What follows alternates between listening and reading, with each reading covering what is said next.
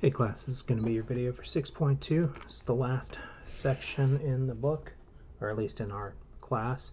So this is a different way to compute the volumes of surfaces of revolution. And in order to do that, we need to first take a look at a cylindrical shell. So think of a soda can with no top and no bottom.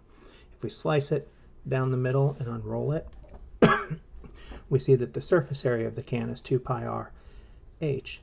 And so the volume of the can was just approximately 2 pi RH times the thickness, which for right now I'm just going to call T. And what we're going to do here is, suppose I want to rotate this shape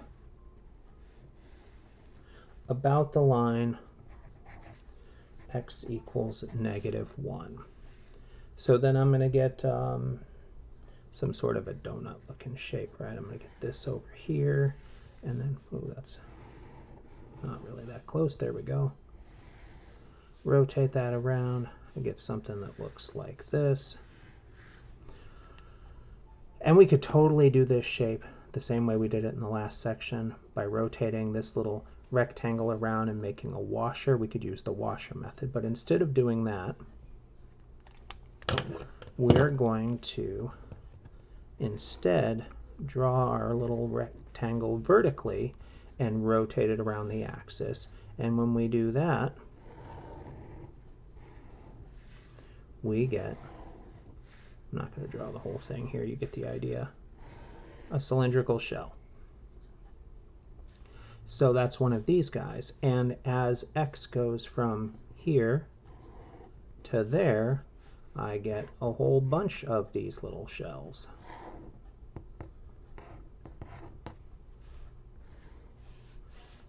And so on. And so if I sum those shells, that's the same as taking the integral. So the volume of that surface of revolution, actually, sorry, I'm not quite ready to do that. That's the idea of what we're doing. Let me come back to that. The volume of each shell, let's give this guy an equation. That shape there is going to be y equals 3x minus x squared. So that's x goes here from 0 to 3. So the volume of that shell, so that's where x is x.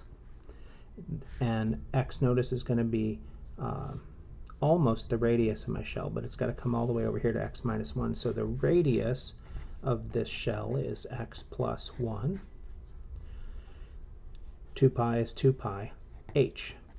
Well, h is the y value for that given x value, so that's just 3x minus x squared. And then the thickness that I called T a second ago, this is just delta x, or it'll be dx in a moment. It's delta x for right now because we're just looking at one individual one. So the volume of each shell is going to be 2 pi r t. Oh, forgot the h. 2 pi r ht, so that's 2 pi times, let's see, r is x plus 1, h is 3x minus x squared, delta x. Now, I mentioned that we're going to do a sum of these as x goes from 0 to 3, and then we're going to take a limit of that sum. In other words, the volume of the shape, not the shell, but the shape, this three-dimensional solid of revolution, I suppose is what we should call it, is the integral as x goes from 0 to 3 of 2 pi x plus 1, 3x minus x squared, and now it's a dx instead of a delta x. If we do this integral, it's not a bad integral in any way, shape, or form. We get 2 pi times 2/3 x cubed plus 3/2 x squared minus 1/4 x to the 4th as x goes from 0 to 3. When you punch it all in, you should get 45 pi over 2. So let me give you the general rule here for these. So the general rule is that the volume, if a, let's say,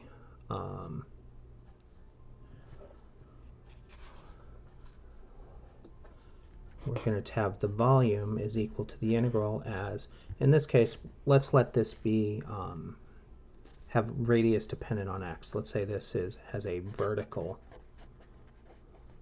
axis. We'll do a slightly different formula for a horizontal axis. So a vertical axis of revolution.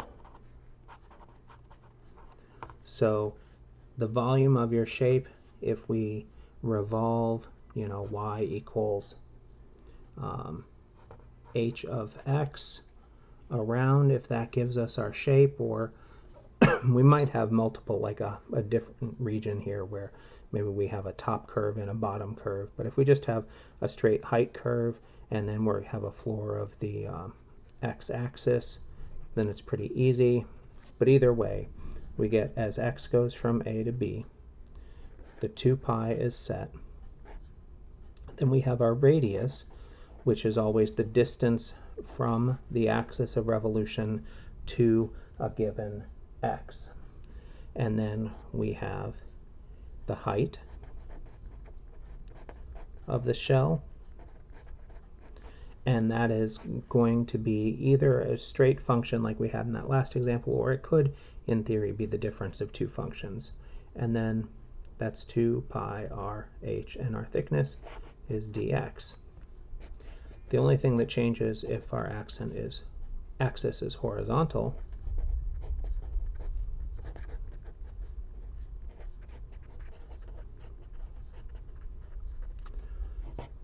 is, of course, now it's y that's going to go from a to b. But look, everything else is the same. 2 pi radius of the shell. It's just now the shell is going to look like this instead of vertical. So I'm still going to call this the height of the shell. This is the radius of the shell if we want to be specific. And now it's dy. So the formula is basically the same. There's not anything, you don't really have to keep track of a separate formula here. Basically, if the radius depends on y, then it's a horizontal one. If the radius depends on x,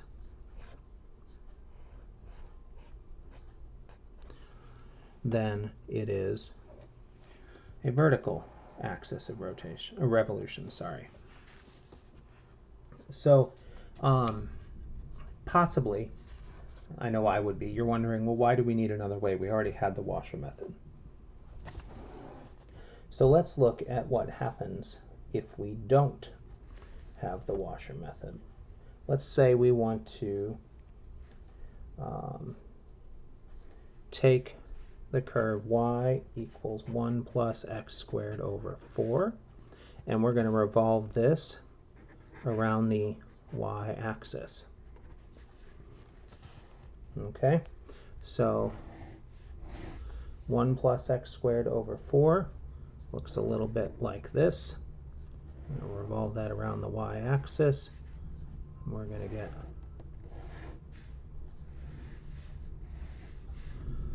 that sort of a shape. That does not look good at all. Hang on. Let me try to graph that one more time. I have this, and I want to rotate that here. Yeah, it's really just kind of hard to show, because the top does that, and then there's a curved basin. That's a little better. There's a little curved basin in the top. But let me graph that function again, just the base function. This is 1. We're going up to x squared plus 4. We're going, this is not to scale, but we're going over to x equals 2 here. So if I look at that, if I were going to use the Washer method to rotate around this axis, I'd need discs up to here, and then at 1 I'd switch and need washers. And if I do that, then I have two integrals. And the shell method, let me try to get this a little more to scale for this one. So let's see, 2 squared is 4 over 4, so I should go all the way up to 2 here. That's a little bit more what this shape is supposed to look like. If I use the shell method, then this is the piece, my little differential patch that I'm rotating around. My radius, r is x, my height is 1 plus x squared over 4, and my thickness is, of course, delta x. Here I have two different radius functions, right? I have the one where I go where r is always 2, and I do this for y between 0 and 1, and then for y between 1 and 2, I have to have r is, let's see, that's going to be dy here. So I'd also have to solve that for y. That's not too bad though. So we get y minus 1 times 4. Then we take the square root. So we get 2 times the square root of y minus 1. So my radius is 2 minus the square root of, or 2 times the square root of y minus 1. That's just a lot messier. The shell method allows us to get it done in a single integral. So let's put that together here.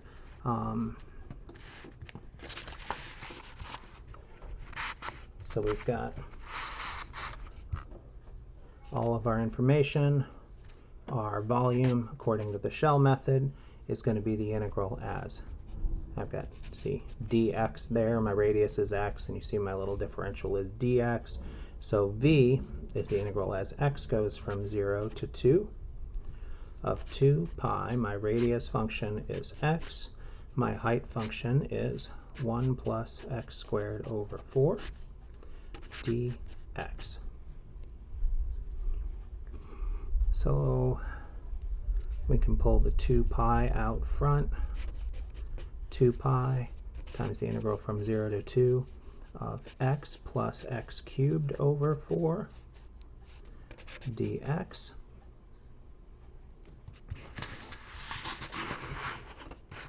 That's going to be equal to 2 pi times x squared over 2 plus x to the 4th over 16.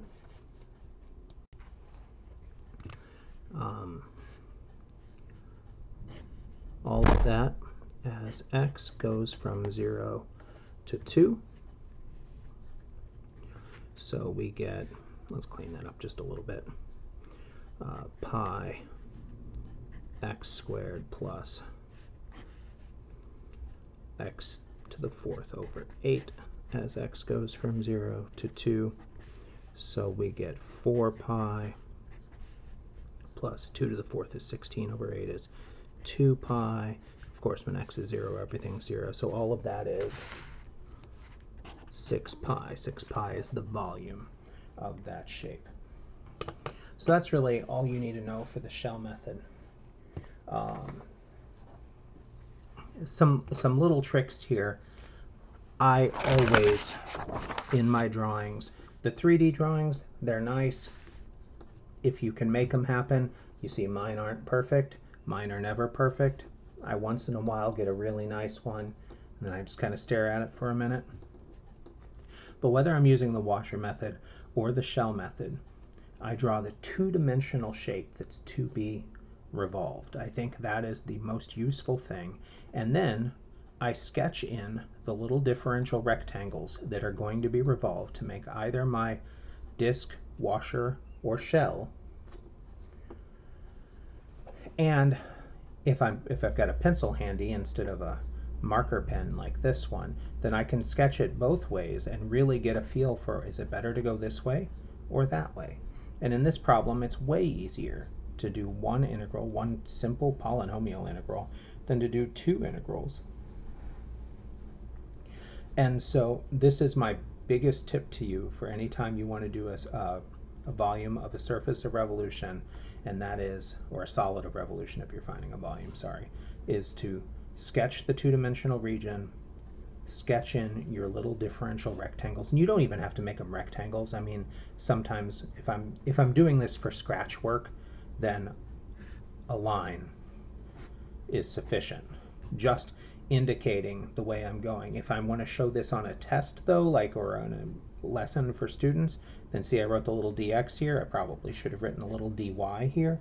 If you know which way your differential thickness goes, it helps you to keep the formulas straight, and then you don't have to worry, okay, well that's a dx formula, so everything should be in terms of x. Oh, that's a dy. Everything should be in terms of y. Now you still have to keep track. You can't, suddenly swap and use the shell formula on this, or else you'll be rotating around this axis instead of that axis, and that could cause problems. But these little rectangles, they're kind of lifesavers, so use them.